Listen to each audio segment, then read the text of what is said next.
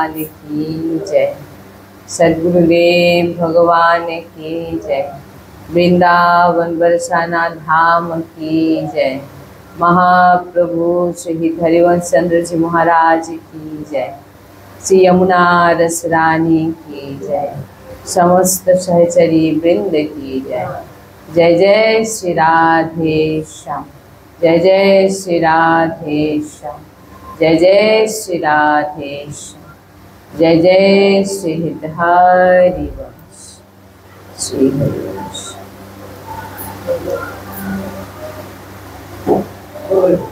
भगवत कृपाয় শ্রী লাডলিজুর কৃপায় আমরা যে শ্রীমদ্ ভাগবত মহাপুরাণ শ্রবণ করছি আজকে 20 দিন।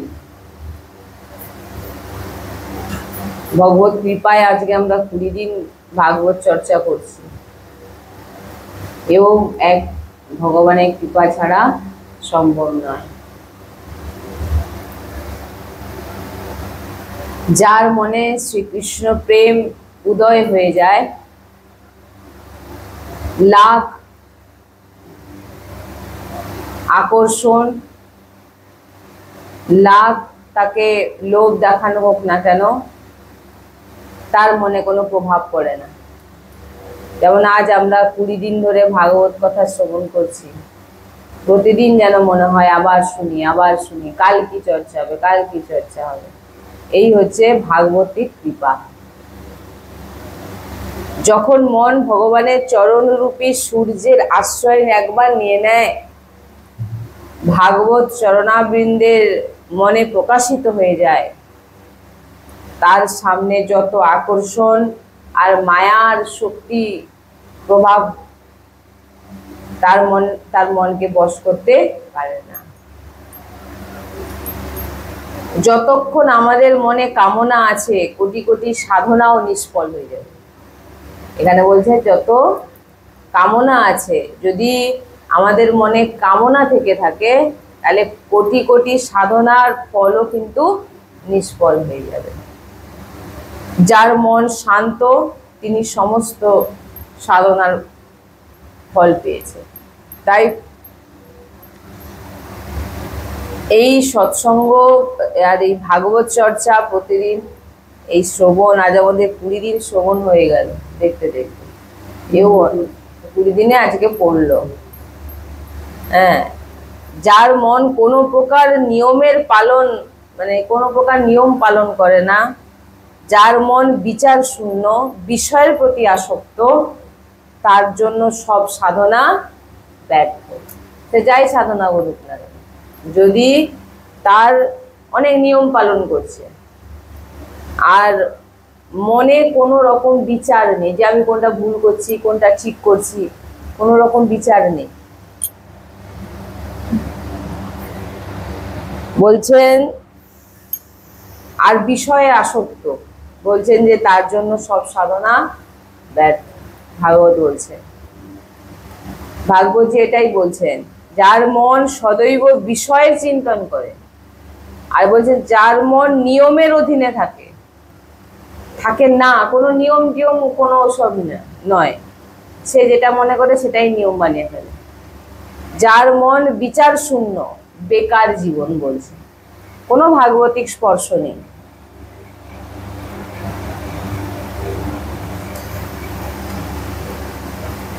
যে প্রকার উত্তম উন্মত্ত হাতির কারণে সেনারা অনেক দূরে লাফিয়ে যায়। আগে তো যখন যুদ্ধ হতো হাতির ওপরে, হ্যাঁ বলছেন উন্মত্ত হাতির কারণে সেনারা অনেক দূরে লাফিয়ে চলে যেত, সেই প্রকার বিষয় আসক্তি যে ব্যক্তি আছে তাদের কাছে যত সাধন সব বেকার হয়ে যায়।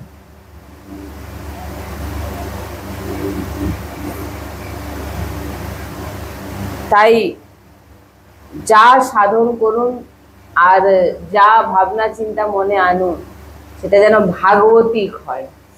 হ্যাঁ, কালকে আমরা শুনেছিলাম যে অজামিলের চরিত্র পর আমরা বলেছিলাম যে প্রহ্লাদজির চরিত্র, ভক্তরাজ প্রহ্লাদজির চরিত্র এক অদ্ভুত চরিত্র, যে চরিত্র আমরা সবাই শুনেছি, সবাই জানি, কিন্তু তবুও দেখবেন এই চরিত্র যতবার শুনবেন ততবারই মনে হবে যে যেন নতুন শুনছি।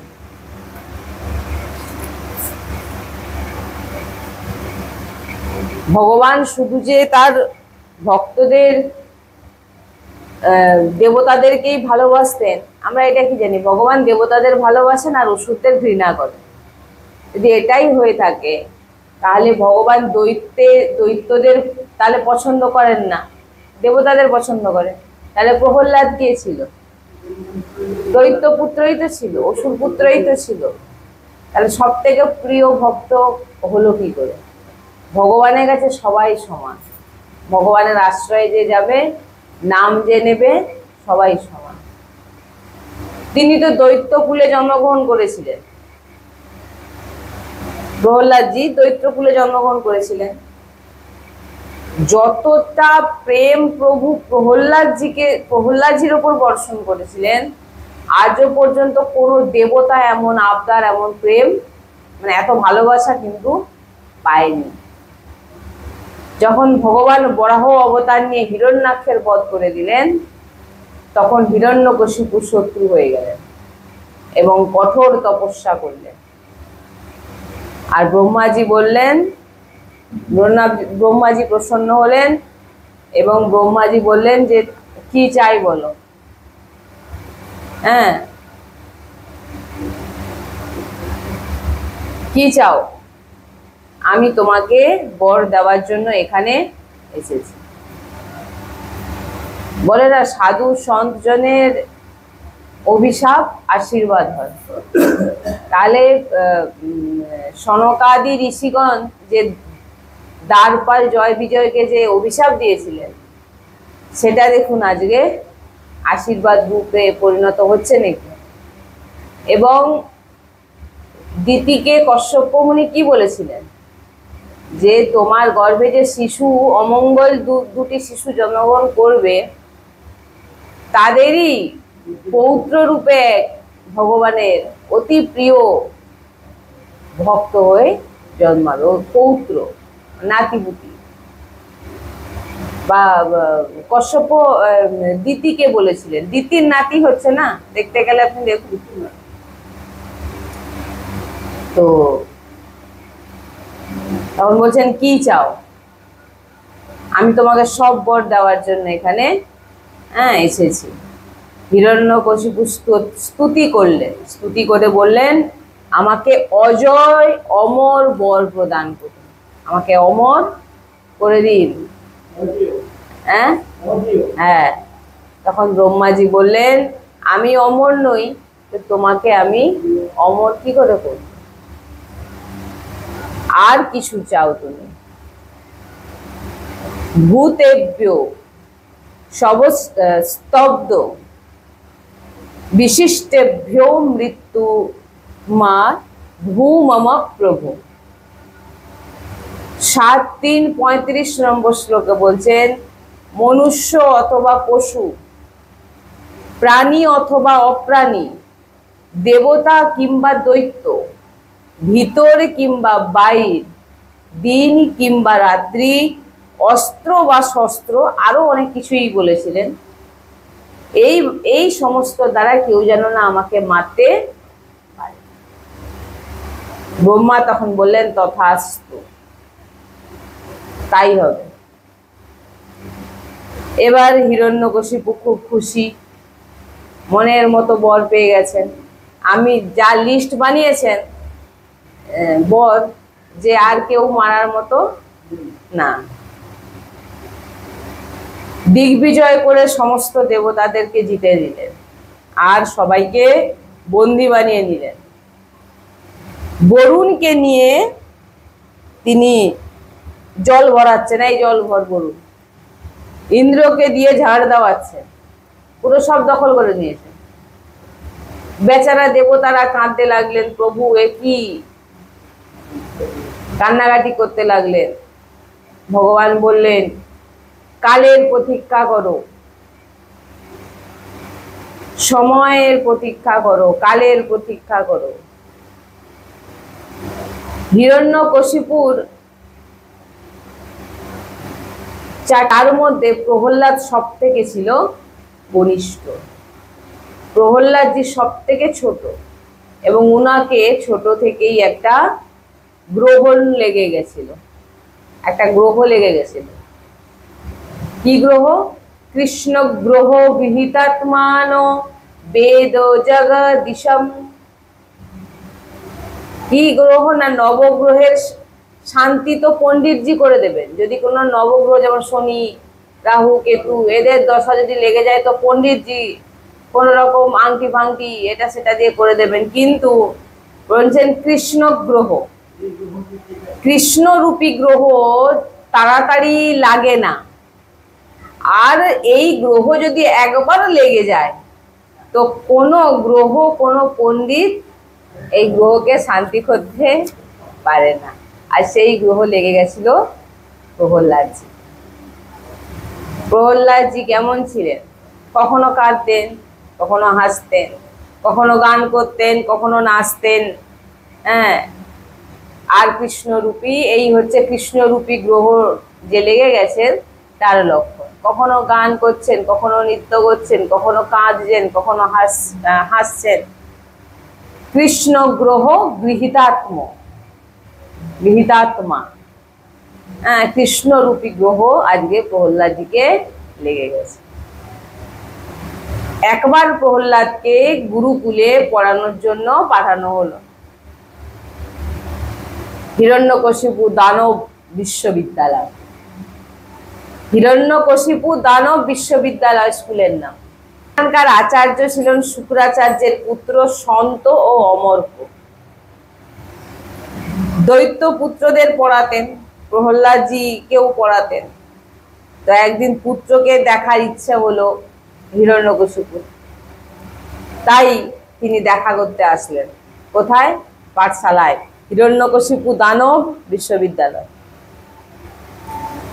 পুত্র পিতাকে দেখে যেমন প্রণাম করেন, প্রণাম করলেন।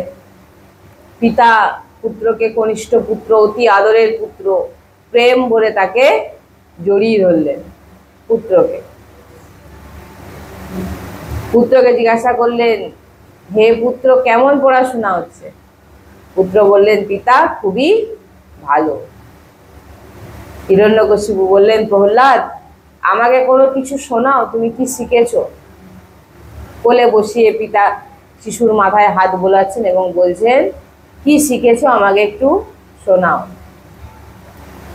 প্রহ্লাদ তখন বললেন, একটি পাঠ আমি ভালো করে শিখে গেছি।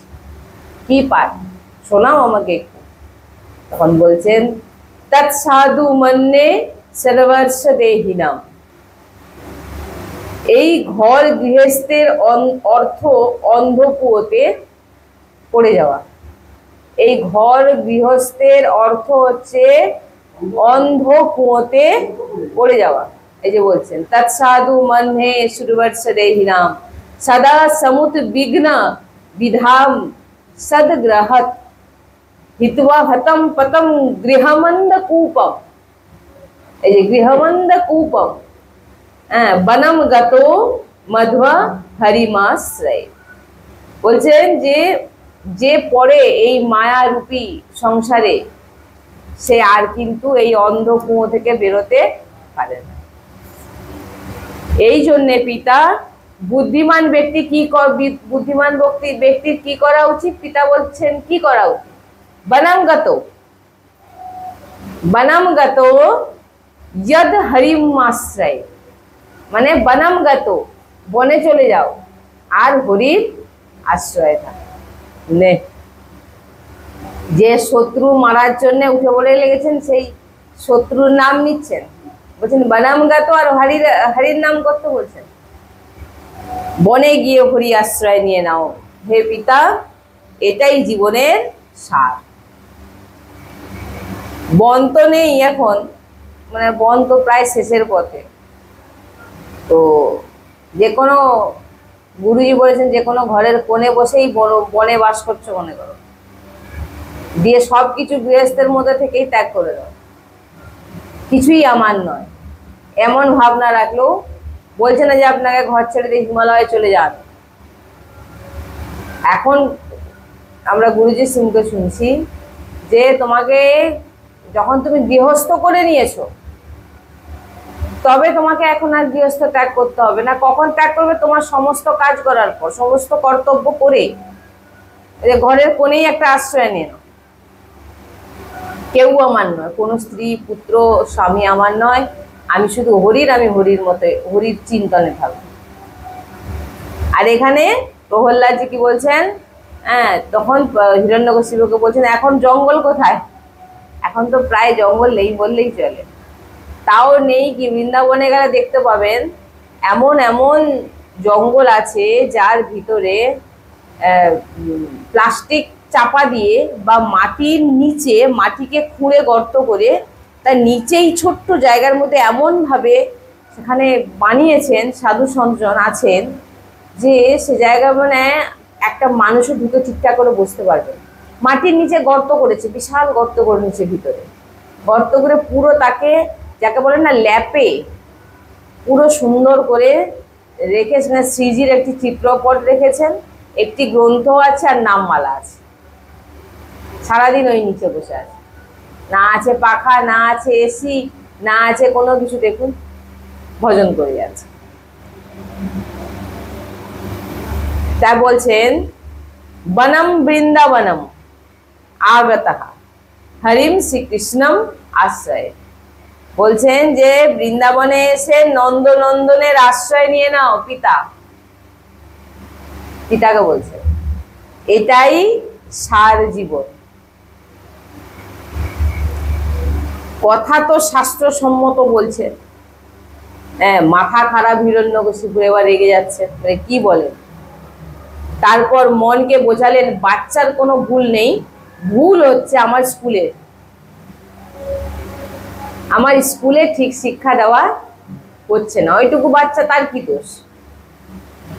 হ্যাঁ, পুত্রকে বললেন তোমার আচার্যকে ডেকে নিয়ে এসো। পুত্রকে আর কিছু বললেন না। গুরুজি আসলেন। আপনি যেভাবে কিভাবে অধ্যয়ন করেন, আপনার একে কি শেখাচ্ছেন? এ তো আমার শত্রুরই স্তুতি করতে লেগে যাচ্ছে, আর আমাকে বলছে মনে চলে যাও বনম গতঃ। কি শেখাচ্ছেন একে? তো একে ঠিকভাবে অধ্যয়ন করা আচার্যকে বলে দিয়ে হিরণ্যকশিপু বললেন আমার পুত্র বলছেন আমাকে বনে চলে গিয়ে হরি ভজন করতে। আবার বনে শুধু যেতে নয়, হরি ভজন করতে বলছে। হিরণ্যকশিপু বকলেন এবং চলে গেলেন। ঠিকঠাক করে পড়ান, পরের বারে যেন এসে আর এটা না শুনি বনম গতঃ, বনে যাও আর কৃষ্ণের নাম নাও, এটা যেন না শুনি। আচার্য বললেন, বেদটা হাতে নিলেন আর বললেন দৈত্যকুলের যে চন্দন বনে এই কাঁটা যুক্ত বাবলা গাছটা কোথা থেকে এলো? আচার্য বলছেন, বেদটা হাতে নিলেন, দিয়ে বলছেন যে দৈত্যকুলের চন্দন বনে এই কাঁটা যুক্ত বাবলা গাছটা, মানে প্রহ্লাদজিকে বলছেন কোথা থেকে এলেন। এটা শ্লোকে বলছেন দৈত্যেও চন্দন বনে জাতো হম কন্তক দমহ। বলছেন চন্দন বনে এই কাঁটা গাছটা কোথা থেকে এলো? কিছুদিন গেল, কাটলো। দৈত্য আচার্য প্রহ্লাদকে মা কায়াধুর কাছে নিয়ে গেলেন। আর যখন হিরণ্যকশিপু তপস্যা করছিলেন তখন কিন্তু এই কায়াধুর গর্ভে কিন্তু প্রহ্লাদজি মহারাজ ছিল, মানে গর্ভে তখন এসে গেছে। দৈত্য দেবতাগণ কিন্তু এই প্রহ্লাদজির মাকে কায়াধুকে, মানে হিরণ্যকশিপুর স্ত্রীকে মেরে দেবে বলে প্রস্তুত নিয়েছিলেন যে এর গর্ভে যে সন্তান আছে সেও বড় দৈত্য হবে, আমাদের জ্বালাবে। তখন কিন্তু নারদজি মারতে দেয়নি। নারদজি সঙ্গে নিয়ে গিয়ে বলেছিলেন আর ভাগবত শ্রবণ করিয়েছিলেন, ভগবানের কথা শ্রবণ করিয়েছিলেন যে এই যে সন্তান জন্মাবে এ হচ্ছে অনেক বড় হরিভক্ত হবে, একে তোমরা কেউ মেরো না, মারতে দেননি। আর সেই যে গর্বে, ওই জন্য বলে না গর্বে থাকা, শুধু গর্বে না, আমি তো বলবো যে শুধু গর্বে থাকবো, সব শুনে নেবো তারপর আর করবো না, ওটা না। আমি তো বলবো সবসময় এই ভাগবতিক চর্চায় থাকলে আপনার সন্তানরাও সেই রকম হবে। সংস্কার কাকে বলে? শিক্ষিত করে দিলাম কিন্তু আপনাকে দেখে একটা প্রণামও করতে জানলো না, আর একটা কথা বলতেও শিখলো না, ছোট বড়কে আচার ব্যবহার জানলো না, তাহলে এরকম শিক্ষিত করে কি লাভ আছে? সংস্কার দিন ভিতরে। তো কায়াদুর কাছে আজকে গেছেন সন্তান, মা কায়াদু কাছে বসলেন, মা সুন্দর করে প্রহ্লাদজিকে শৃঙ্গার করালেন। মাতৃমিষ্টম লঙ্কৃতম, মানে শৃঙ্গার করালেন। পিতাকে প্রণাম করলেন, বললেন যাও, শৃঙ্গার করানোর পর বললেন যাও পিতাকে প্রণাম করো। পিতা কোলে বসিয়ে পুনরায় প্রশ্ন করলেন, হ্যাঁ, তৎ সাধিতম কিঞ্চি দুত্তমম, যে আচার্যদের কাছ থেকে তুমি কি শিক্ষা নিয়ে এসেছো? তখন প্রহ্লাদজির কথা শুনে হিরণ্যকশিপুর মাথা একেবারে খারাপ হয়ে গেল। কি বলছেন? শ্রবণম কীর্তনম বিষ্ণুঃ স্মরণম পাদ সেবনম अर्चनम बंदनम दास्यम সাক্ষাৎ মুনিবেদনম। প্রহ্লাদের নবদা ভক্তি প্রহ্লাদজি শোনাতে লাগলেন। নবদা ভক্তি আমরা শুনেছি সৎসঙ্গে। শ্রবণম কীর্তনম, পিতা শ্রবণ করুন, কীর্তন করুন, পিতাকে বলতে লাগলেন। তখন প্রহ্লাদজি কি করলেন? নবদা ভক্তি যখনই শুরু করলেন, কিভাবে হরিপ্রাপ্ত হবে, তখন প্রহ্লাদজিকে কোল থেকে ছুঁড়ে ফেলে দিলেন হিরণ্যকশিপু। গুরুজিকে ধরে নিয়ে আয়, সব দৈত্যরা গুরুজিকে ধরে নিয়ে আসলো। তোমরাই আজকে আমার এই পুত্রকে নষ্ট করেছো। গুরুজি কাঁপতে কাঁপতে বললেন, এসব আমরা পড়াইনি, এ সমস্ত শ্লোক আমরা পড়াইনি, হ্যাঁ, আর অন্য কেউ একে পড়ায়নি। কারণ অহর্নিশ আমরা প্রহ্লাদের ওপর নজর রেখেছি। এসব শিখেছি কি করে আমরা এটাই বুঝতে পারছি। আমরাও পড়াইনি আর অন্য কেউ পড়ায়নি, কারণ আমরা সবসময় আপনি বলে আসার পর থেকে আমরা কিন্তু নজরে রেখেছি। হিরণ্যকশিপু সব বুঝে গেলেন, হ্যাঁ, যে এর অঙ্গে ভয়ানক রোগ হয়ে গেছে, এই অঙ্গকে কেটে দেওয়াই ভালো, এই অঙ্গকে রেখে আর লাভ নেই। আদেশ দিলেন, একে মেরে ফেলো যাও। আদেশ কি দিলেন? একে মেরে ফেলো। অসুরগণ পর্বত থেকে ফেললো, জলে ডুবালো, হোলিকা দিয়ে জ্বালালো, বিষপান করালো, সবকিছু চেষ্টা করার পর যখন কিছু না করতে পারলো, মনে মনে ভয় পেয়ে গেল, যেহেতু মরছেই না কোনো রকম ভাবে, জলে ডোবাচ্ছে, পর্বত দিয়ে ফেলছে, সাপের কামড় খাওয়াচ্ছে, সবকিছু করার পর যখন মরল না, এবারে সবাই ভয়ে পেয়ে গেল। হিরণ্যকশিপু গুরুপুত্রদের কথা মেনে প্রহ্লাদকে আবার পাঠালেন বিদ্যালয়ে। মরছেই তো না, তাহলে একটু শিক্ষাটা দিয়ে চেঞ্জ করা যায়, পাঠালেন। এইবারে সেখানে গিয়ে যত দৈত্য যে পুত্ররা অধ্যয়ন করছিল তাদেরকে নিয়ে গোল করে গোল টেবিল নিয়ে বসেছে এবং বলছেন সেখানে গিয়ে, কৌমারে আচার্যের প্রাজ্ঞ, কৌমার থেকে তুমি হরিভক্ত শুরু করে দাও, হরির নাম শুরু করে দাও, ভগবানের নাম শুরু করে দাও, তবেই তোমার এই জন্ম সফল হবে। কৌমারের আচার্যের প্রাজ্ঞ ভাগবতা নিহ দুর্লভম মনুষ্যম জন্ম তদ ধ্রুব মর্থদম। বলছেন এই অল্প বয়স থেকে হরির নাম শুরু করে দাও। কাদেরকে বলছেন? অসুর পুত্রদেরকে সব শেখাচ্ছে। এইবারে নেই সব শিষ্যকে কীর্তন করতে, সব শিষ্য এবার কি করছেন? প্রহ্লাদের সঙ্গে কীর্তন করছেন। হ্যাঁ, हरे कृष्ण, हाँ, कृष्ण कृष्ण हरे हरे, हरे राम राम राम हरे हरे। तो আচার্যগণ ভাবলেন এ রোগ তো পরপর বেড়ে যাচ্ছে করোনার মতো, এক থেকে আরেকজনের শরীরে চলে যাচ্ছে।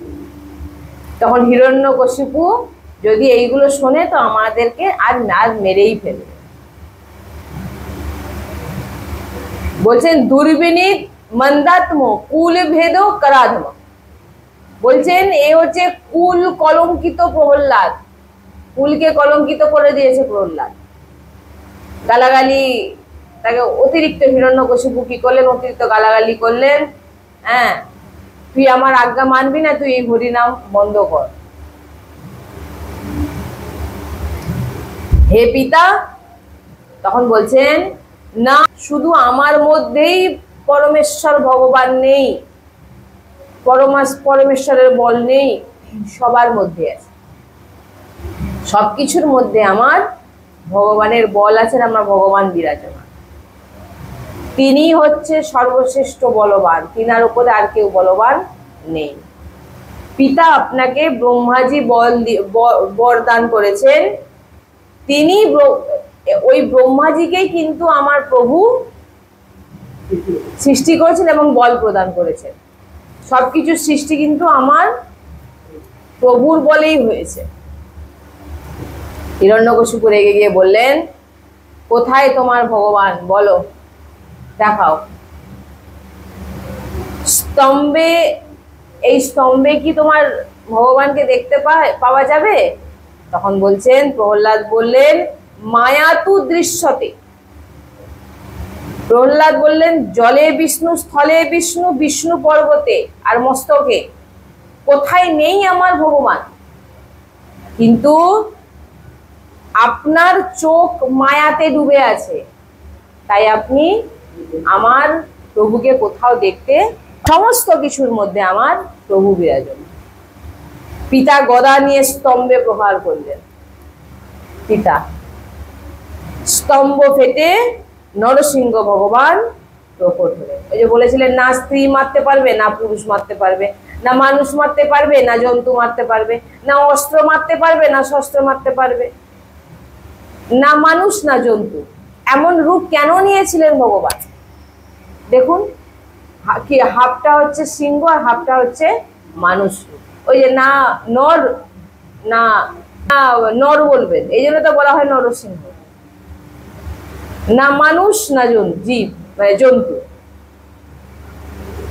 না অস্ত্র দিয়ে মারবে, না শস্ত্র দিয়ে মারবে। বলছি এরপরে, হিরণ্যকশিপু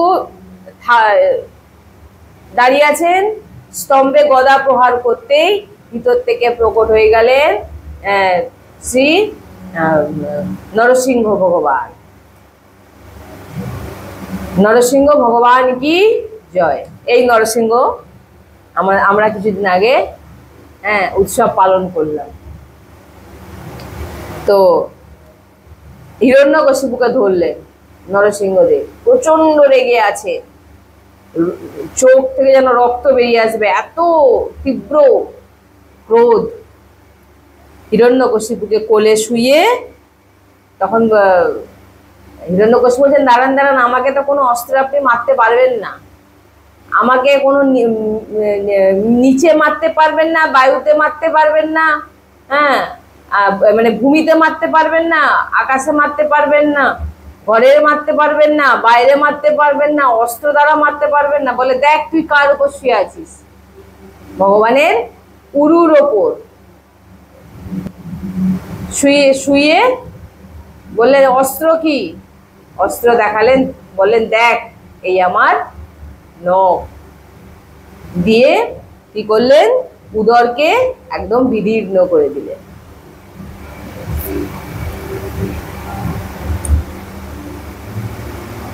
বলছেন, গড় গড় গড়ানো, থম্ব ফটো, চড় চড়ানো, নিকষ নর নাহারো, को रूपपति भयानक है, गकार गढ़ कभ है, दशन जीव लप लपावे, चितबत सरोज माने अंग जात का नहीं। হিরণ্যকশিপু ভগবান যেন গজগজ করছেন, একদম রাগে হুঙ্কার দিয়ে উঠছেন, রেগে যাচ্ছেন, ক্রোধিত হচ্ছেন। বলছেন এখানে গড় গড় গড়ানো, থাম্বো ফাটো, চড় চড় চড়ানো, হ্যাঁ, নিকোশো নর নাহার কো রূপাতি, অতি ভয়ানক রূপ। ভগবান কেউ সামলাতে পারছে না। হিরণ্যকশিপুকে উদ্ধার করার পর দুটো পুত্রকেই ভগবান উদ্ধার করলেন। হিরণ্যাক্ষকে কে উদ্ধার করলেন? বরাহ ভগবান। আর হিরণ্যকশিপুকে নরসিংহ ভগবান। দুই ভগবানের দুটো অবতার ভগবানই কিন্তু উদ্ধার করলেন। এবারে এত রেগে আছেন যে তিনি কোন রকম ভাবে তিনাকে শান্ত করা যাচ্ছে না। সবাই তো ভয়ে, দেবতারাও ভয় পেয়ে আছে যে ভগবান এত রেগে আছেন।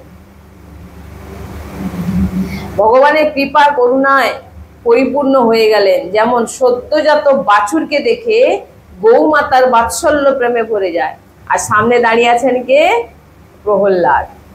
ব্রহ্মা বললেন, মা লক্ষ্মীকে হাত জোড়ো করে বললেন, প্রভু তো আর কারো কথা শুনবেন না, আপনার কথা শুনবেন, আপনি যান। মা লক্ষ্মী আরতি থালা নিয়ে গিয়ে সামনে গিয়ে যা দেখলেন, প্রভু এক হুঙ্কার দিয়েছেন, আরতি থালা টালা ফেলে দিয়ে তিনি বললেন, আমার দ্বারা হবে না, কেউ সামলাতে পারছে না প্রভুকে। তখন কি বলছেন? যেমন সদ্যজাত বাছুরকে দেখে যখনই প্রহ্লাদজি এসে হাত জোড়ো করে প্রভুর সামনে দাঁড়িয়ে পড়লেন, যেমন সদ্যজাত বাছুরকে দেখে গৌমাতার বাৎসল্য প্রেম ভরে যায়, তেমনি ভগবান প্রহ্লাদজিকে কোলে নিয়ে প্রেম বর্ষণ করতে করতে চাটতে লাগলো। এবারে দেখুন, যে জিনিস প্রহ্লাদজি পেয়েছে কেউ পায়নি, আর যে জিনিসটা পাওয়ার জন্য আমরা ছটফট করি সেটা হচ্ছে অধরামৃত, প্রভুর প্রসাদ। আর এখানে প্রহ্লাদজিকে ভগবান কি করছেন? চাটছেন। মানে একটু ভাববেন, এটা প্রভুর প্রসাদ পাওয়ার জন্য আমরা কত লালায়িত হই, আর এখানে ভগবান তার নিজের জীব দিয়ে, অধরামৃত দিয়ে প্রহ্লাদজিকে চাটছেন, নৃসিংহ ভগবান। সবাই দেখে অবাক হয়ে গেলে।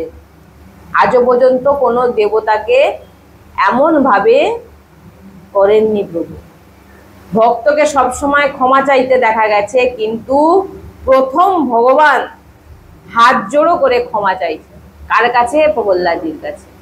বলছেন, আমাকে ক্ষমা করে দে বৎস, আমাকে ক্ষমা করে দে পুত্র।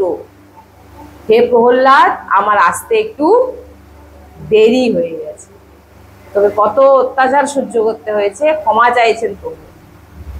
আমার জন্য তোমাকে অনেক অত্যাচার সহ্য করতে হয়েছে। প্রহ্লাদজির আনন্দের শেষ নেই।